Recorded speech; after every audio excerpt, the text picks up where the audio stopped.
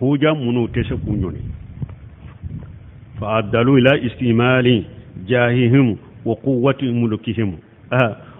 huja nyesiruma huja nunu fana lu tese ku kumbe uya yele masisa kam munke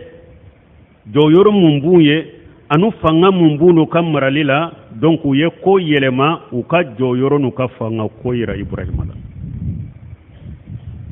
har be jiya bo chogodela kabila u kono misiri u kono kiwu kono jamana kono dugu kono mugu min jora ni cinyai ibe cinya kuma munun fo ka delela fo qur'ana ni sunna la famu salafu salih be yado konni nye cinya de u desira ka cinya kumbe ka sagima ka ayiraila ibake ka min fo cinya ta sila delila jelen fule ninde ambe ninde kan ninde sahlendo nu o ma soro bolo dorobu ka joyoro de yirila har sisa du kono nan bo chogola kiwum bo chogola misiru bo chogola har sisa ni mugo jora ni cinyai eye cinya fo bo cinyai ulute se ka kumbo te se ka sagi della wure tu bolo ni be se ka e ka cinya ko kari ka sagima ube ko yelema munna kele ubo ko yelema kele de la ku ka joyoro de yira ela sisa ku ka joyoro ila ku ka fanga yirila de pigale ode be ibrahima ye huja bangele ke ye ka huja joka huja tu bolo nu be se ka ibrahima jabu te se ka kumbe uye ko yelema ko joyoro ni fanga mimbula nu kamara uye ko yelema ku ka joyoro yira ibrahima la ka yelema kelela uko aya wure kono qalu ubunu lahu bunyana falquhu fil jahim ko aye kogo do joni nyede kuru aye kuru do jode aka tasuma mena kono aka nimfili tasuma in kono faradu bihi kaida wa aya kono ala ko kulu yeddabalinu ferew tige ibrahima kama fajalinahum al asfalina ne alaye uka ferenu ka dabali nyu ubeke duguma nyu ke duguma mo ye ma fanga soroma ma sam ibrahima sam fela soro wajalika annahum hasaru fi jami ahatiban ajimatan muddatan tawila bun kasiru ko kera chogodi ibrahima jani chogo kera chogodi uyu yere jijade ka logo chamande logo ba ko fara nyogon ka france jankono wa hawatu hawlaha ewa kogoyi ewa logoyi tumamu ye logo ba ye france jando de ke ka logo chaman fara nyogon ka logo min ka boko sobe logo yin fara le nyogon ka uye kogo yora la sisa ka kogo ewa lamini ala ka kuru jo kogo ina sisa summa adramu fiha nara o kofe uye tasuma mene logo ina fartafa laha lahaban ila anani samai tasumai akan ewa tasumai mene a wulila de ka sanfela de mina kata ta fo tasuma mene ye sanfela mina kata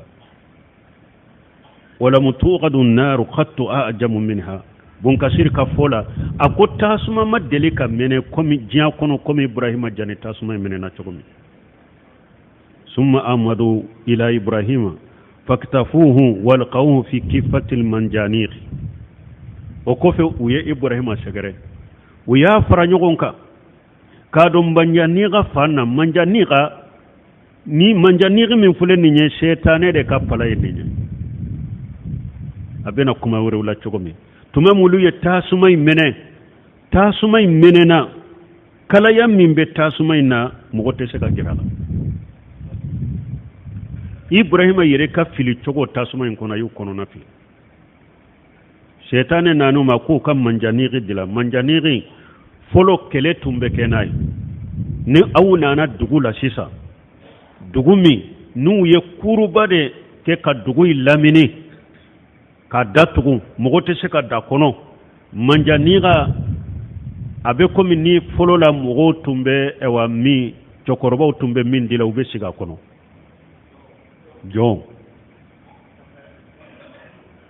afitini uba fo to fere kono genan ewa foro kono ube fenda kono damfula ube fenda kono ka munu ka fili abelebele bade manjaniri folo nu ba fe ka duguci ube to ka kaba kuru belebele bawu do odela ka fili kata kogo ma puru ka kogo inci ube ka fili ka don dugu kɔnɔ